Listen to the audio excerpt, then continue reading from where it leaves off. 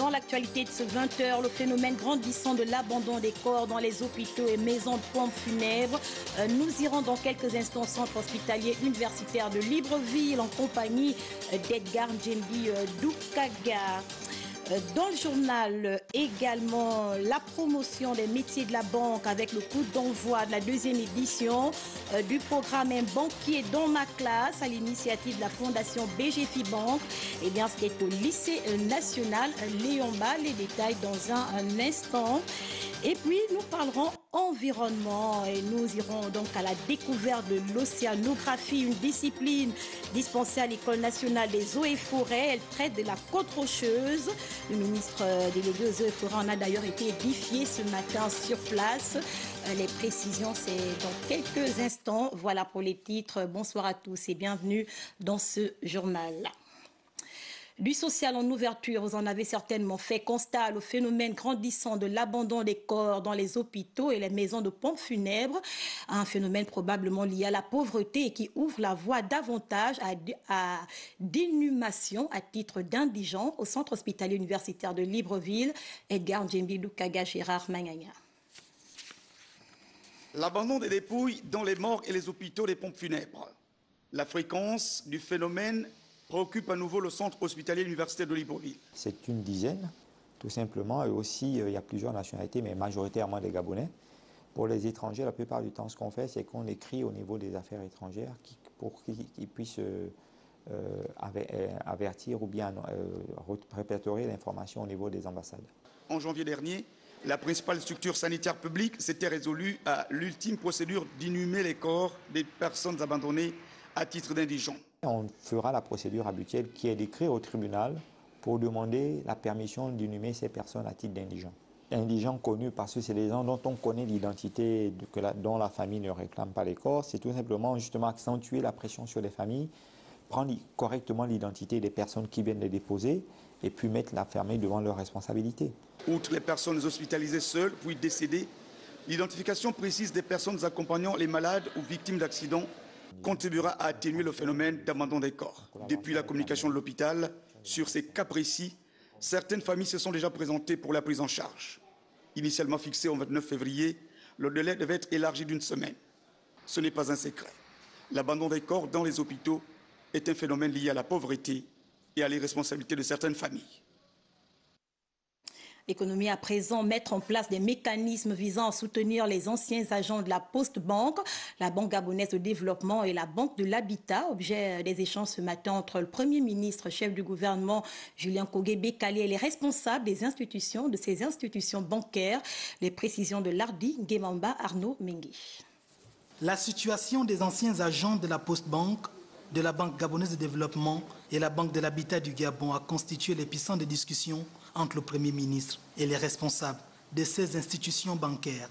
La liquidation est placée sous l'autorité de la COBAC, qui est le régulateur dans ce domaine, et le rythme de liquidation est également imprimé par la COBAC. Mais si nous nous sommes retrouvés autour du Premier chef du gouvernement, c'est parce que nous voulons trouver des solutions. Et la solution est que lorsque ces entités ne peuvent pas payer, mais l'État doit faire quelque chose. Et les engagements ont été pris avec les responsables et nous le ferons. Une réunion dont l'objectif principal est de mettre sur pied un chronogramme afin de venir à bout des difficultés que rencontrent au quotidien ces anciens employés de ces établissements financiers. La situation actuelle est appréciée de diverses façons.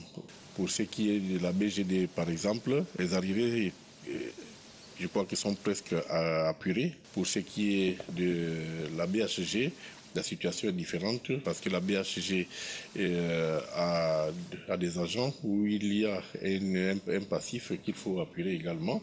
Et pour ce qui est de la Poste Banque, la situation dépend des arrivées des salaires qui sont des arrivées d'un mois. L'avenir de ces agents se joue maintenant. Le gouvernement, à travers cette réunion, veut définitivement mettre fin aux souffrances de ces pères et mères de famille. Et pour sa part, la Fondation BGFI Bank vient de donner le coup d'envoi de la 2e édition du programme décliné sous l'appellation « Un banquier dans ma classe ». C'était au lycée national Léomba. Les précisions de Magui Zang, Hervé Zigué. Susciter des vocations dans les métiers de la banque, c'est le principal objectif de la 2e édition du programme « Un banquier dans ma classe », initié par la Fondation BGFI Bank. Les élèves du lycée national Léomba ont pris connaissance des contours des activités du banquier. La problématique de l'orientation après-bac étant de plus en plus importante dans notre environnement, la Fondation BGFI Bank a donc pris l'initiative de mettre en œuvre le programme dénommé « Un banquier dans ma classe » qui vise à permettre, sinon à donner l'occasion aux collaborateurs volontaires du groupe BGFI Bank de présenter de façon succincte leurs différents métiers, mais aussi leur parcours universitaire, tous aussi dans l'objectif clair de susciter des vocations. Le programme Un banquier dans ma classe a commencé au lycée national Léomba depuis le 4 janvier dernier et prendra fin le 3 mars. Dans une démarche pédagogique, les professionnels de la banque ont présenté aux apprenants les choix à opérer pour travailler dans ce secteur. Grâce à l'échange avec BGFI Bank, j'ai compris que mes études pour devenir informaticien pouvaient aussi me guider sur la voie de la banque. Le groupe BGFI Bank nous permet de mettre en valeur nos rêves et les potentiels qui sont cachés en nous pour pouvoir les exprimer du mieux possible en nous proposant des astuces, en nous donnant certains conseils pour pouvoir nous guider sur la voie de la réussite. Pendant un mois, 20 collaborateurs volontaires du groupe BGFI Bank échangeront avec plus de 2000 élèves des classes de seconde, première et terminale sur 12 métiers qui gravitent autour de la banque. L'État gabonais résolument engagé dans le processus de relance de son économie peut désormais s'inspirer du doing business. C'est l'ensemble des réglementations qui facilitent ou compliquent le climat des affaires selon la Banque mondiale. Eh bien, le ministre de l'Eau et de l'Énergie, Pascal Ouagnan-Mboua, a d'ailleurs été édifié sur la feuille de route de doing business ce matin en présence d'Eric Nzengi Badinga Marlis Mengi. C'est au cours d'un exposé que la feuille de route du Doing Business a été présentée au ministre de l'Eau et de l'Énergie par son hôte qui a le portefeuille de l'amélioration de l'environnement des affaires. Pour mesurer le climat des affaires, il y a un certain nombre d'indicateurs internationaux, dont le rapport Doing Business, élaboré par la Société financière internationale, une institution spécialisée de la Banque mondiale. Le Doing Business est l'ensemble des réglementations et des pratiques qui facilitent ou compliquent le climat des affaires. Ce rapport se fait sur la base de 10 indicateurs et sous-indicateurs, parmi lesquels la création des entreprises, l'octroi du permis de construire, le paiement des impôts et le raccordement à l'électricité. Le doing business, qui est un petit peu la perception de la performance d'un État, permet de faire en sorte que le secteur dont j'ai la responsabilité puisse avoir les clés de la performance, notamment dans le domaine du raccordement électrique. Vous savez que lorsqu'une entreprise veut venir investir dans notre pays, l'élément énergétique et hydroélectrique est extrêmement important. Et ce rapport-là nous montre un petit peu les insuffisances et les corrections nécessaires, essentielles et indispensables qu'il convient de faire pour atteindre ces objectifs de performance. Au niveau du classement des économies par la Banque mondiale, le Gabon occupe la 69e place sur 190, un rang de mérite qu'il faudra remonter en assainissant l'environnement des affaires. La stratégie, c'est de pouvoir mettre en œuvre des réformes sectorielles qui vont permettre de faciliter les procédures administratives des opérateurs économiques dans le cadre de leur activité. Il y a un gain automatique entre les réformes et la croissance économique. Plus le climat des affaires est assaini, plus il y a une justice commerciale efficace et un impact positif sur l'économie. La formalisation des études du foncier agricole au Gabon, l'objet était au cœur des réflexions de la séance de travail entre le ministre de l'Agriculture, Biyendi Maganga Moussavo, et son collègue de l'Habitat, Léon Armel Bounda Balonzi. Les précisions de Sheila Mebali. Évaluer le niveau d'avancement des études du foncier au Gabon, c'est l'objectif de la séance de travail qui a réuni les deux membres du gouvernement concernés par la question et la Commission nationale des terres. Ils ont pour mission de formaliser le foncier agricole afin d'avoir des zones agricoles à forte productivité opérationnelle. Il s'agit finalement de transférer les dossiers techniques à la MTTC pour la suite de procédure. Par la suite, la MTTC se chargera de les faire aboutir au niveau de la conservation foncière et des hypothèques pour la prise d'une part des réquisitions d'immatriculation, des ordonnances d'immatriculation et du titre foncier au profit du ministère de l'Agriculture. Très attendu par les bailleurs de fonds, les attributions des terres aux agriculteurs et aux potentiels investisseurs interviendront au cours de ce premier trimestre de l'année 2020. Nous sommes en train de finaliser l'étude d'impact en collaboration avec l'ensemble des administrations compétentes, entre autres la Direction générale de l'environnement, la Direction générale des écosystèmes aquatiques et toutes les directions générales et agences au sein du ministère de l'Agriculture. À ce jour, nous avons une réunion qui est prévue ce vendredi dans le cadre du cadrage de l'étude et avant de la soumettre pour sa validation. Nous avons des délais très serrés parce que notre mission en tant que consultant, c'est de boucler cette étude d'impact afin qu'elle soit soumise à la BAD pour avoir le quitus environnemental et enfin sécuriser le financement. Notons que c'est au total 55 658 hectares de zones agricoles à forte productivité répartis dans les provinces de Langouni et de l'Estuaire qui sont concernées par cette première phase d'attribution. Et de l'économie à l'environnement. Sans transition, le ministre délégué aux eaux et forêts était visité ce matin l'École nationale des eaux et forêts. Oswald Séverin Mayuno était s'imprégner donc des réalités fonctionnelles de cet établissement. On en parle avec Mirande Anguet-Bertin au Saga. Cette visite s'inscrit dans le cadre de la prise de contact du ministre délégué avec les unités sous tutelle du ministère des eaux et forêts. Pour cette visite, on tenait à montrer toutes les structures qu'il y a de l'école, des structures pédagogiques, les laboratoires de recherche. Donc il est venu s'imprégner un peu du déroulement des cours et ensuite de voir l'avenir sur tout l'ensemble des étudiants. Aujourd'hui, l'ENEF a perdu de ses couleurs au regard des difficultés enregistrées. À ce sujet, le ministre délégué a deux hypothèses pour rehausser l'image de cette école. Nous sommes en train de nous atteler à essayer de trouver des solutions idoines. L'une des solutions qui se présente à nous est la délocalisation de cette école pour Boué, où il y a déjà une structure prête à accueillir. Et l'autre hypothèse serait la réhabilitation de l'école qui paraît plus coûteuse. La sous-région Afrique centrale comporte plusieurs écoles nationales des eaux et forêts, notamment le Gabon avec l'ENEF au Cap Extérias à une trentaine de kilomètres de Libreville. Elle a pour vocation la formation des cadres hautement qualifiés dans les domaines tels que la foresterie, l'aquaculture, la gestion des aires protégées et de l'environnement et de la faune. C'était Mirande Anguet et Bertin Osaga pour le compte de Gabon Télévision. Merci Mirande pour toutes ces précisions. Et puis sachez que l'École nationale des eaux et forêts forme dans plusieurs disciplines à l'instar de l'océanographie, une discipline en rapport avec l'étude de la côte rocheuse. Et bien on retrouve Mirande Anguet et Bertin Osaga.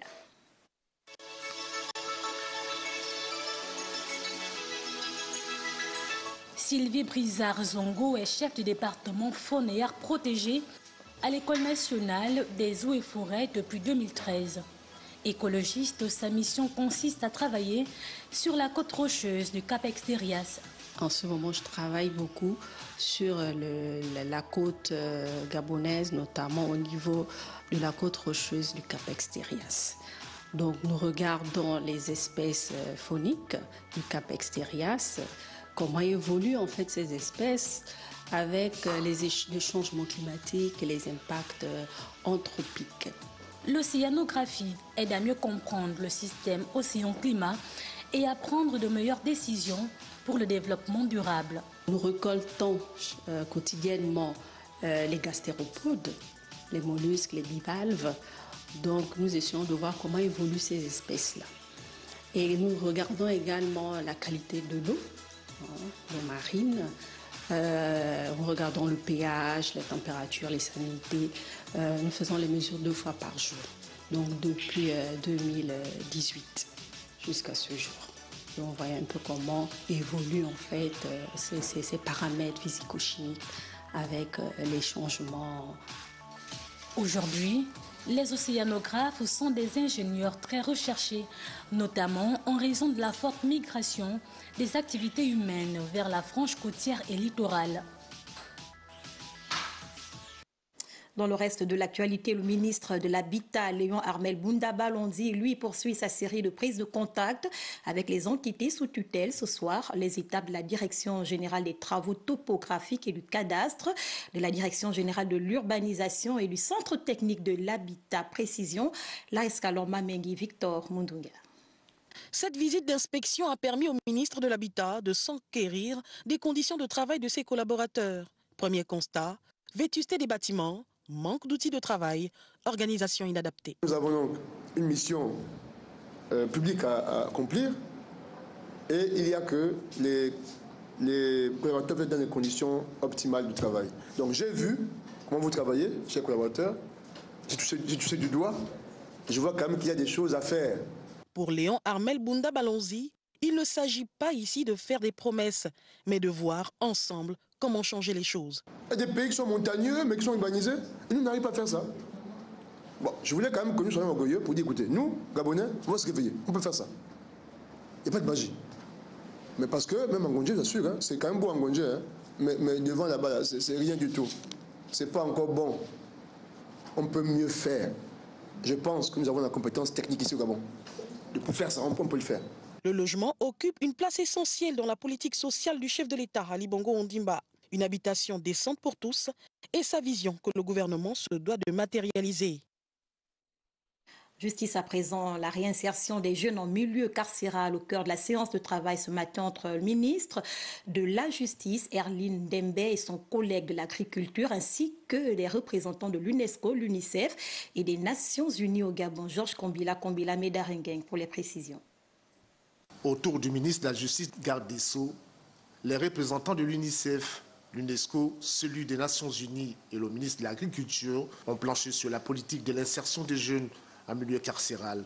La formation aux techniques agricoles fait partie des apprentissages retenus. L'univers carcéral n'est pas réservé qu'à des gens qui sont totalement, à exclure de la société. Il faut aussi penser au moment où ces gens vont être inclus dans la société, et l'effort qui est fait en matière de développement de notre agriculture doit intégrer aussi ces personnes qui seront dans un futur plus ou moins proche appelées à regagner la société et à apporter leur contribution à l'effort collectif.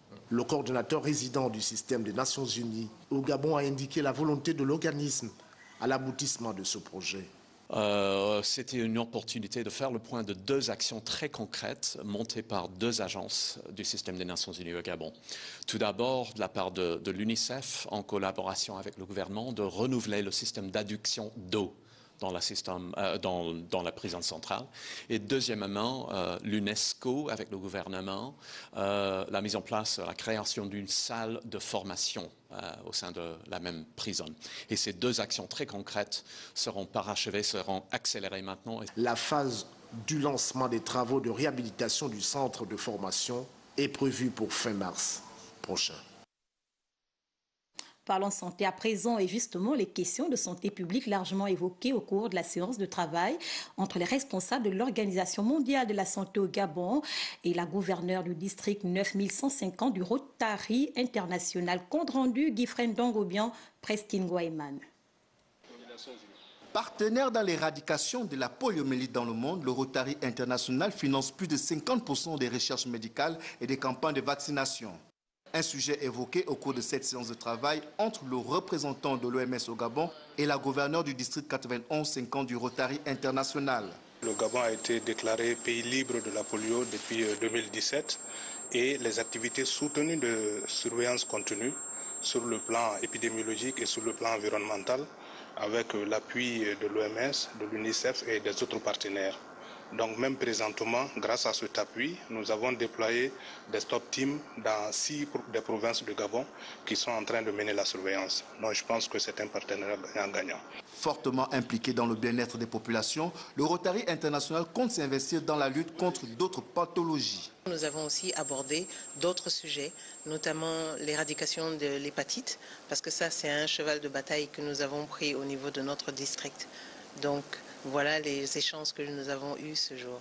En visite de travail au Gabon pour 2 semaines, Anna Kodia, en plus de visiter les clubs Rotary de Libreville et de Port-Gentil, aura des rencontres avec des membres du gouvernement. politique en province, la sénatrice Florence Ngeloubé Andjaye séjournait récemment à Boué. Nous sommes dans le Goué-Vindo au nord-est du Gabon où elle a procédé au compte-rendu parlementaire de la deuxième session ordinaire de l'année 2019. Presse Sénat. À son habitude, la vénérable Florence Ngeloubé Andjaye, épouse Ndongobien, a mis à profit cette période d'intercession parlementaire pour se mettre au service de sa base politique. En séjour à Boué, la sénatrice du département de la Lopé a répondu favorablement aux sollicitations de quelques entités administratives de cette localité. Accompagnée des conseillers qui étaient présents à Boué, nous sommes allés remettre ce lot de médicaments à l'hôpital. Toujours accompagnés des conseillers, nous nous sommes rendus à l'école publique de Boué. J'ai remis un lot de matériel didactique pour les enseignants. De l'école publique communale centre à la brigade de gendarmerie, en passant par le centre médical, la sénatrice a posé un certain nombre d'actions qui matérialisent la politique de partage prônée par le chef de l'État, Ali Bongo Ondimba. Les chefs de quartier de la commune de Boué n'ont pas été oubliés. Ils ont également reçu de façon inopinée la visite de l'élu national. Pour moi, c'est une joie d'être vraiment avec la sénatrice. C'est bon pour moi. Depuis 14 ans que je suis au service de chaufferie, jusqu'à nos jours, je n'ai jamais eu un don comme ça. En reconnaissance à l'engagement de la première dame du Gabon, Sylvia Bongo Ondimba, envers la femme gabonaise, la vénérable Florence Ngeloubé Andjaye, épouse Ndongobien, a visité la maternité du centre médical de Boué, où elle a pu faire la connaissance d'une petite fille venue au monde quelques heures auparavant. À Libreville, le Parti démocratique gabonais apporte un démenti aux interprétations nées de la communication du groupe parlementaire PDG à l'Assemblée nationale. Eh bien, le PDG confirme sa solidarité avec les parlementaires et à la politique du chef de l'État. Écoutons à cet effet le secrétaire national porte-parole du parti.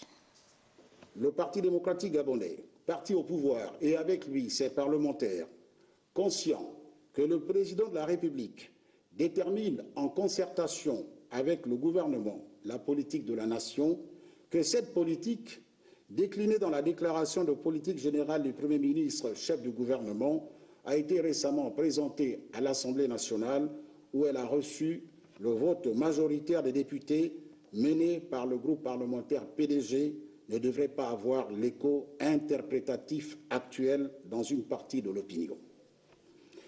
Le soutien d'un groupe parlementaire majoritaire à une politique générale déterminée par le président de la République, en concertation avec le chef du gouvernement, tous issus du même parti politique, ne déroge pas aux règles démocratiques et ne brouille nullement la prérogative exclusivement réservée au président de la République de mettre fin aux fonctions d'un Premier ministre ou d'un autre membre du gouvernement. Au regard de tout ce qui précède, le Parti démocratique gabonais appelle l'ensemble des camarades à la sérénité, à la vigilance et au soutien indéfectible à la politique de la nation déterminée par le président de la République, récemment votée par l'Assemblée nationale et mise en œuvre par le gouvernement. Voilà, propos recueillis par Charles Bamondo de la rédaction de Gabon Première. La notice du journal, après les hommages de l'Assemblée nationale rendus à l'honorable Barthélémy Mwanda Moussoti, député du 2e arrondissement de Tchibanga le 14 février 2020 dernier à Libreville. Les honorables députés ont accompagné la dépouille de leurs collègues le week-end écoulé jusqu'à Tchibanga, sa ville natale, où ils ont tenu à lui rendre un ultime hommage. Accueilli à sa descente d'avion à l'aéroport de Tchibanga par les honorables députés qui ont tenu à accompagner leurs collègues jusqu'à sa dernière demeure et la famille, la dépouille mortelle du député du 2e arrondissement de la capitale provinciale de l'Anyanga, l'honorable Barthélémy Mwanda Moussoti, a été directement conduite à la paroisse Saint-Joseph pour une messe d'action de grâce, suivie de son exposition à Radio 5 Massanga, où le journaliste émérite et animateur aura passé près de 40 bonnes années de sa vie. Va Rojas, nous ne t'oublierons jamais, car comment oublier l'homme réservé et généreux de bonne humeur, positif, le collègue apprécié, le père attentionné que tu as toujours été. Impossible Rojas, ta mémoire sera toujours gravée dans nos cœurs, tu laisses un vide en tout cas immense derrière toi. Après le tour de ville, le cortège funèbre s'est ébranlé au domicile familial 6 au pont de Mougouti, où attendent déjà de nombreuses délégations venues des 4 coins du pays Ici, la cérémonie d'adieu s'est poursuivie par le dépôt des gerbes de fleurs avec première de cordée, celle du président de l'Assemblée nationale, Faustin Boukoubi, déposée par le premier secrétaire du bureau, l'honorable Barnabé Indoumou Mambongo, chef de la délégation de la première chambre du Parlement, suivi des parlementaires de la Nyanga exclusivement et ceux du parti politique Les Démocrates, conduits par leur président, Ginzou Bandama. Un amour et un attachement à l'illustre disparu manifesté jusqu'au cimetière municipal de Tchibanga, où Rojas repose désormais en paix et pour l'éternité. Et du sport à présent, l'association gabonaise Omnisport Dessous a organisé il y a quelques jours au stade de Nzengayon la 2e édition du tournoi d'athlétisme des sourds. Les précisions de Charles Ogoula, Vincent Gabina. Des talents mis en évidence au stade de Nzengayon à l'occasion de la 2e édition du tournoi d'athlétisme dédié aux sourds. 70 compétiteurs ont répondu présents pour braver le 100 mètres hommes, le 80 mètres femmes, 1500 mètres hommes, 3000 mètres hommes et 5000 mètres hommes. Rodney Freddy Mandoukou est le vainqueur du 5000 mètres après une préparation conséquente. Mon objectif, c'est de réussir dans ce domaine et d'effectuer aussi des voyages à l'international pour que mon talent soit internationalement reconnu. Même avec les personnes entendantes, je gagne également. La direction technique de l'association gabonaise Omnisport des sourds se réjouit des résultats obtenus. Nous avons eu beaucoup de records. Les petits qui sont quittés de 14 à 13, d'autres sont allés de 13 à 12. La GAOS, soutenue par le Fonds national du développement du sport et de la culture, tient à respecter sa feuille de route. Notre objectif, c'est donc d'aider les sourds à sortir de cette situation pour pouvoir eux aussi participer à l'épanouissement personnel et au développement de leur pays. Il y a encore beaucoup de sourds qui ne connaissent pas leur avenir, qui ne savent pas ce qu'ils seront demain parce qu'ils n'ont pas pu avoir accès à l'éducation. Le rendez-vous est donc pris dans les toutes prochaines semaines pour la mise en évidence d'une autre discipline sportive par les sourds.